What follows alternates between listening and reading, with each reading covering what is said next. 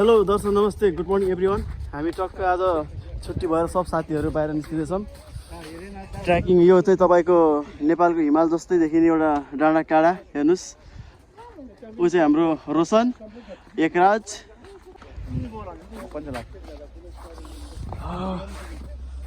आज हिउँ बवाल परेको छ हिजो रातिदेखि। 2 फिट लगभग 2 फिट भइसक्यो। गाडी पनि डुब्नु लागिसक्यो यहाँ रोमानियामा। अब अझै 2-3 दिन अझै पर्छ अरे। हेर्नुहोस् भन्नु।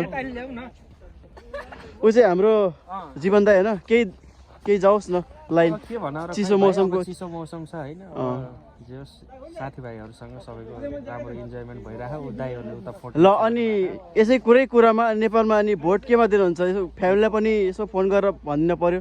के छ घन्टीमा नि? घन्टीमा घन्टी नि अभियसली घन्टीमै यो पल्ट घन्टीले नेपालभरि जितोस् भन्ने हाम्रो धेरै होप छ होइन।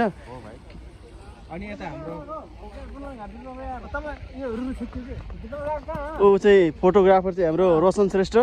अर्को पछाडि भएको चाहिँ प्रकाश। हेलो प्रकाश, केही जाओस् न, केही जाओस् न। चिसो एकदम चिसो छ, के गर्ने यस्तो छ हालत। अनि गाह्रो छ।